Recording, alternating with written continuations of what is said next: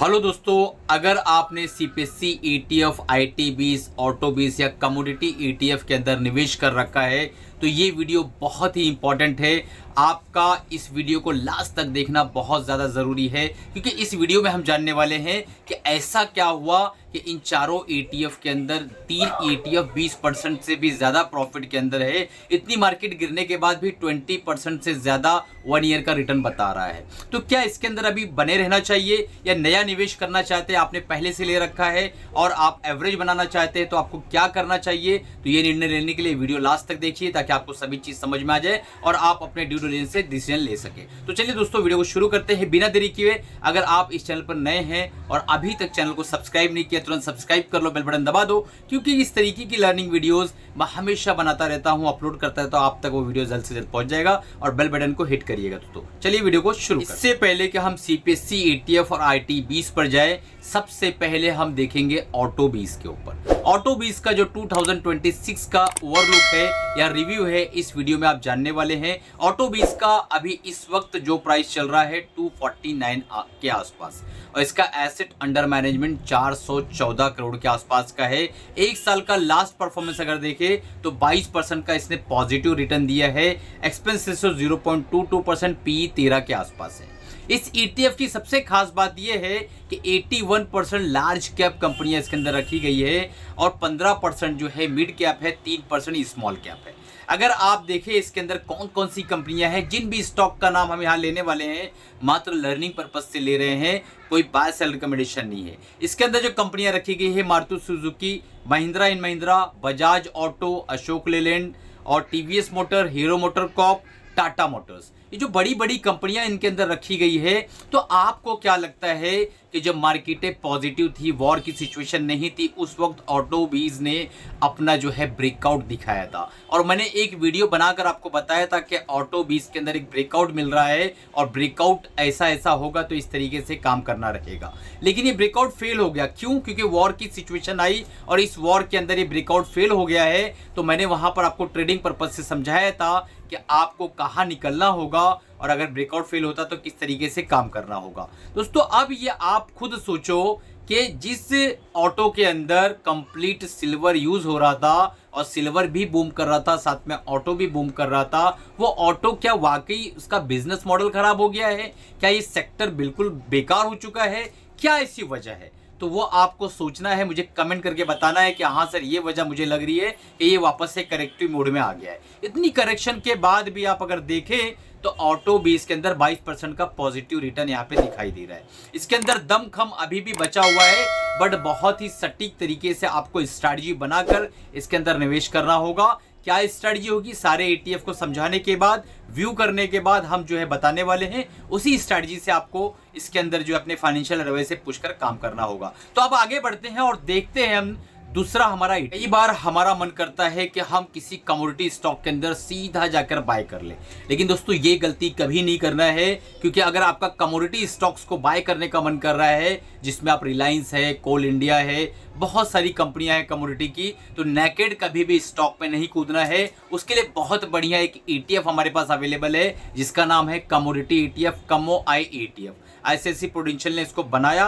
और बहुत बढ़िया ETF, इसके अंदर अच्छी अच्छी कंपनियों का समूह बनाकर इसको रखा गया है। इसके अंदर भी एक बहुत ही बेहतरीन ब्रेकआउट हमें मिला था मंथली टाइम फ्रेम के अंदर, लेकिन ये दुर्घटना जो वॉर वाली हुई उसके बाद ये भी जो है रिट्रेस कर रहा है और इस वक्त इसका जो मार्केट प्राइस है, करंट मार्केट प्राइस 95 रुपीज के आसपास का है। एसेट अंडर मैनेजमेंट छोटा है, 118 करोड़ के आसपास का EOM है इसका और एक्सपेंस रेशियो 0.30 के आसपास है, PE 17 के आसपास है। आमतौर पे कमोडिटी वाली कंपनियों का जो PE होता है वो बहुत ज्यादा डाउन होता है। 17 भी थोड़ा महंगा है, ये अगर 9, 10, 8, 11 पे मिले तो ज्यादा बेहतर है, जिसकी संभावना कम लग रही है।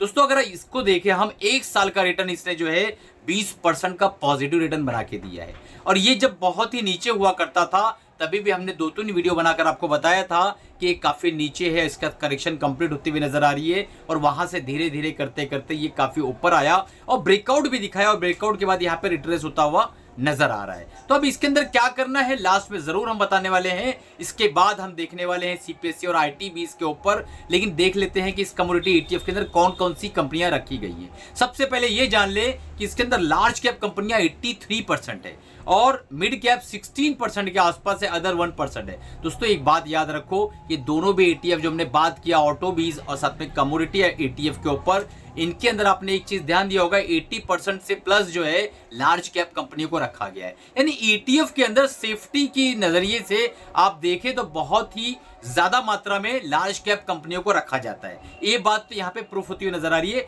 आने वाले 2 ईटीएफ में क्या प्रूफ होता है वो भी देखते हैं। इसके अंदर जो कंपनियां रखी गई है, Reliance, Tata Steel, NTPC, UltraTech, Hindalco, Vedanta, JSW, ONGC, Coal India. दोस्तों हमारा तीसरा ईटीएफ जो है सीपीएससी ईटीएफ, इसको हम चौथा ईटीएफ है इसकी बात करते हैं, तीसरे पे आईटीबीज को रखते हैं। तो चलिए आईटीबीज के रिव्यू के बारे में देखते हैं कि 2026 में आईटीबीज क्या कर सकता है और लास्ट तक बने रहेगा, क्योंकि लास्ट में हम बात करने वाले हैं कि किस स्ट्रैटेजी से इन ईटीएफ्स के अंदर हमें जो है एंट्री करना चाहिए, किस स्ट्रैटेजी को बनाकर हमें इसके अंदर निवेश करना चाहिए। तो आईटीबीज के लिए मैं सबसे इंपॉर्टेंट आपको एक स्टोरी सुनाना चाहूंगा। एक बहुत ही पिछड़ा हुआ गांव रहता है, वहां पे एक डॉक्टर आता है, वो अपनी क्लिनिक खोलता है। क्लिनिक धीरे धीरे एक्सपांड होती है और धीरे धीरे वो डे केयर सेंटर खोलता है और डे केयर सेंटर भी काफी भरा रहता है। उसके बाद उसे जरूरत पड़ती है एक हॉस्पिटल की, वो हॉस्पिटल खोलता है और हॉस्पिटल खोलने के बाद अब नौबत यह आ जाती है कि उसे blood test, urine test, stool test, sonography, x-ray की भी जरूरत पड़ने लगती है और साथ में पैथोलॉजी के साथ साथ उसे एक मेडिकल स्टोर की भी जरूरत पड़ने लगती है। तो अब मुझे एक सवाल का जवाब दो, अपने मन में सोच के कमेंट करके मुझे हर एक व्यूअर बताएगा, हर एक सब्सक्राइबर बताएगा कि उस बिछड़े हुए गांव के अंदर अगर पैथोलॉजी लैब या मेडिकल स्टोर आएगा तो वो लाने वाला कौन रहेगा। दोस्तों वो लाने वाला वही डॉक्टर होगा जो वहां पर इतने दिन से वो मेहनत कर रहा है, इतने दिन से तपस्या कर रहा है और इतने दिन से जो लगा पड़ा है, मेहनत चालू है उसकी, तो वही पैथोलॉजी लैब को लाएगा और वही जो है मेडिकल स्टोर को भी लेकर आएगा। अब इसी को कॉन्टेक्स्ट में देखते हैं आईटीबीज के।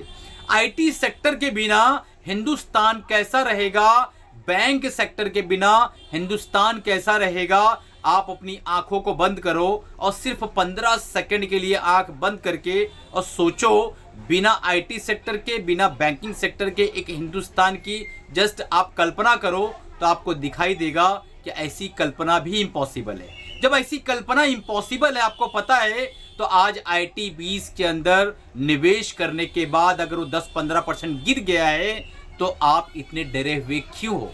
क्या आपके पास सब्र नहीं है, आपके पास पेशेंस नहीं है? क्या आपको हिंदुस्तान पे, हमारे भारत पे, हमारे प्यारे इंडिया पे आपको भरोसा नहीं है? क्या ऐसी चीज की कमी है जो आप जो है इतने ज्यादा बौखलाए और डरे हुए हो? क्या आपका 1 लाख, 2 लाख, 4 लाख रुपया जो है मार्केट घाटा करा रही, बाकी सबको नफा करा रही है? क्या ऐसा है? नहीं है। आपका भी नुकसान हो रहा है, मेरा भी नुकसान हो रहा है और कोई 1000 करोड़ रुपया लेके बैठा है उसका भी नुकसान हो रहा है। मार्केटों के अंदर जो है सबका नुकसान हो रहा है। वॉर लाइक सिचुएशन इससे पहले भी हुई है, लेकिन जैसा मैंने कल के वीडियो में आपको बताया था कि वॉर खत्म होने से पहले ही मार्केटें चलना शुरू कर देती है। अब आइए देखते हैं आईटीबीज। आईटीबीज अभी इस वक्त 32.14 पे ट्रेड करता हुआ नजर आ रहा है। अगर आप इसका एसेट अंडर मैनेजमेंट देखें, 3396 करोड़ का एक बड़ा एसेट अंडर मैनेजमेंट है। इसका पी 21 के आसपास चल रहा है। एक्सपेंस रेशियो इसका 0.22% के आसपास है और एक साल का जो नेगेटिव रिटर्न यहां पर दिखा रहा है 16% का। आईटीबीज दोस्तों एक ऐसा सेक्टर है, एक ऐसा ईटीएफ है आईटीबीज जो पिछले 4-5 सालों में कोई खास प्रदर्शन नहीं किया है। मार्केटों के अंदर कभी भी शादियां वहीं होती हैं जहां शहनाइयां नहीं बजती है। मैं रिपीट करता हूं, मार्केटों के अंदर शादियां वहीं होती हैं जहां शहनाइयां नहीं बजती हैं। आपको देखना है कौन सा ऐसा सेक्टर है जिसे लोगों ने छोड़ दिया है, लोगों ने फेंक दिया है, लोग उसको बुरा भला बोल रहे हैं। वही सेक्टर में अगर आपने सही तरीके से स्ट्रैटेजी बनाकर काम किया तो यकीन मानो आप मेरा नाम हमेशा याद रखोगे दोस्तों। अब देखते हैं इसकी होल्डिंग कैसी है। 84% लार्ज कैप की होल्डिंग है, 84% और 16% मिड कैप की होल्डिंग है। इतना ज़्यादा स्टेबल ETF बना हुआ है। अब सोचो 84% लार्ज कैप के स्टॉक्स IT के, यानी वो भी गिरे हुए हैं। और अगर वो गिरे हुए हैं तो आपको क्या लगता है 10-15 लाख करोड़ की जो कंपनियां हैं उनका मार्केट कैप है, वो अपने यहाँ पैथोलॉजी लैब और अपने यहाँ मेडिकल स्टोर नहीं ला पाएंगे? लाएंगे, किसी अलग शक्ल में लाएंगे, बॉन्ड करेंगे, नई डिग्री लेंगे, कुछ भी करेंगे, सर्वाइवल के लिए वो करेंगे। इस बात का हमें एतमाद होना चाहिए। उसके बाद इसके अंदर देखते हैं कौन सी कंपनियां हैं। TCS, Wipro, Infosys, HCL Tech, Tech Mahindra, LTI Mindtree, Coforge, Persistent, इतनी बड़ी बड़ी दिग्गज कंपनियों का ये ETF है दोस्तों। ये बास्केट हल्का फुल्का बास्केट नहीं है। और हमारे निफ्टी के इंडेक्स में भी इसकी होल्डिंग अच्छी खासी है, बढ़िया होल्डिंग है इसकी। तो अब चलते हैं, हम देख लेते हैं CPSE ETF के बारे में, जो हमारा तीसरा ETF था, हमने उसको चौथा ETF बना दिया। ये चौथा ETF जो हमारा CPSE ETF है, इसका डिस्कस करते हैं। फिर हम इस स्ट्रैटेजी पे डिस्कस करेंगे और ये सारे ETF में कंक्लूजन निकल रहा है, हम उस टॉपिक पे बात। से पहले हम आगे बढ़े, एक बहुत ही इंपॉर्टेंट अनाउंसमेंट था, आपका 15 सेकंड लूंगा मैं। ईद का ऑफर हमारे ETF ट्रेडिंग प्रोग्राम में चल रहा है। अप टू 60% तक का डिस्काउंट हमने दे रखा है। 5000 का प्रोग्राम है, आप मात्र 1999 रुपये में इनरोल कर सकते हैं, जिसके अंदर आपको मिलेगी हमारी कोर स्ट्रैटेजी जो हमने हज़ारों स्टूडेंट को हमने सिखाया है। आपको जूम सेशन मिलने वाला है 3 महीने तक कंटिन्यू, बिल्कुल फ्री, और मेंटरशिप बिल्कुल फ्री मिलने वाली है। तो दोस्तों देरी किस बात की, इस प्रोग्राम को तुरंत इनरोल कर लो, बहुत ही लिमिटेड सीट बची हुई है। ईद भी बिल्कुल करीब है और ईद के बाद वाले वीक में हम जूम पर लाइव सेशन आकर आपको पढ़ाने वाले हैं ETF के बारे में। वो कौन सी कोर स्ट्रैटेजी है, जब मार्केट नीचे जाता है, गिरता है, तो हमारे स्टूडेंट खुश होते हैं। आप इस कोर्स को करने के बाद आप भी जब मार्केट गिरेगी तो आपको निराशा नहीं बल्कि खुशी महसूस होगी। दोस्तों इस स्ट्रैटेजी को सीखने के लिए इस प्रोग्राम को तुरंत इनरोल कर लो, और अभी डिस्क्रिप्शन में व्हाट्सएप नंबर है, तुरंत कांटेक्ट करके अपनी सीट्स को लॉक कर लो। अब चलते हैं, देखते हैं CPSE ETF के बारे में। CPSE ETF जैसा कि सेंट्रल पब्लिक सेक्टर इंटरप्राइजेज 2014 में जब गवर्नमेंट फॉर्म होती है तो वहाँ पर इस ETF की स्थापना होती है, जिसमें जो है पब्लिक सेक्टर की कंपनियों को रखकर एक ETF बनाया जाता है, और पब्लिक सेक्टर की कंपनियों को बूस्ट देने के लिए, उन्हें जो है सही प्लेटफॉर्म पर लाने के लिए इस ETF को बनाया जाता है। इसका एसेट अंडर मैनेजमेंट 25,287 करोड़ का है। जी हाँ, बहुत बड़ा, बहुत ह्यूज एसेट अंडर मैनेजमेंट है। करंट मार्केट प्राइस 102.55 यानी 102.55 के आसपास ये चल रहा है।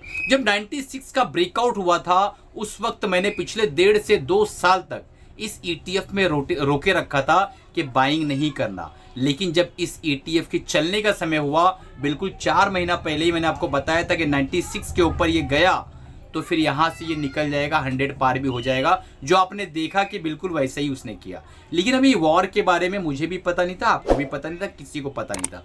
वॉर की वजह से ये रिट्रेस करता हुआ नजर आ रहा है, नीचे की तरफ आता नजर आ रहा है। तो कहाँ पर ये सपोर्ट लेगा? 95, 96, 94 पे अगर मिलता है तो आप जो है बहुत ज़्यादा खुशकिस्मत है। इस ETF को अगर आपको मिलता है तो वॉच लिस्ट में रखकर, अपने वॉच लिस्ट में इसको जमा करके रखो। जब भी आएगा अपने फाइनेंशियल एडवाइजर से पूछ के अपने हिसाब से काम करिएगा।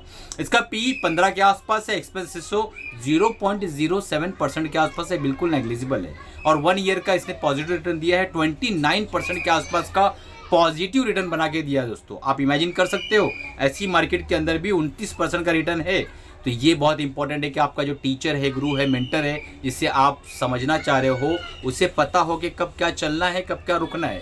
तो इसके अंदर मैंने 1.5 से पौने 2 साल सबको रोके रखा इसी प्लेटफॉर्म पे लाइव आकर।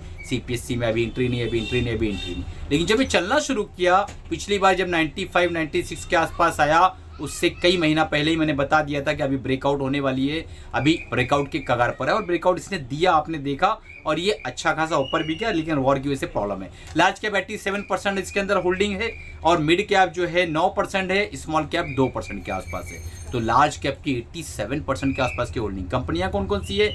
बेल है, NTPC, ONGC है, कोल इंडिया है, ऑयल इंडिया है, NHPC है। तो दोस्तों ये बड़ी बड़ी दिग्गज कंपनियां इसके अंदर रखी हुई है। तो मैं क्या कह रहा हूं? मैं ये कह रहा हूं कि चारों ETF के अंदर मात्र एक ETF ITB जो है नेगेटिव में है। तो अगर आपको मान लो 4,000 रुपये का निवेश करना है, डेफिनेटली अपने फाइनेंशियल एडवाइजर से पूछोगे आप, उसके बाद ही काम करोगे। लेकिन मैं आपको एक स्ट्रैटेजी देता हूँ, अगर मैं आपकी जगह होऊंगा तो मैं क्या करूँगा, मैं चारों ETF में 1,000 रुपये की SIP स्टार्ट कर दूंगा और धीरे धीरे जो है इसको समय दूंगा ग्रो होने का। कम से कम 5 साल से 15 साल का अगर टाइम पीरियड आप लेकर चलते हो तो आप देखोगे कि बहुत ही बढ़िया प्रदर्शन ये सारे ETFs कर रहे हैं। क्यों?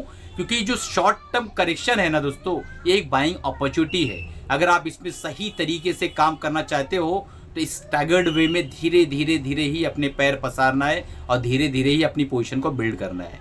तो अपने फाइनेंशियल एडवाइजर से राय मशवरा लेके उसके बाद काम करिएगा। मेरी तरफ से कोई बाय सेल रिकमेंडेशन नहीं है, ये मेरा एक एजुकेशनल जो है ट्यूटोरियल था, जो मैंने आपको समझाया, सिखाया, सारे डाटा पॉइंट्स बताए, क्या क्या मैंने किया था, कैसा कैसा सारी चीज़ें हुई। दोस्तों इस सारे संदर्भ में जो है आप सोच समझ के ड्यू डिलिजेंस से काम करिएगा।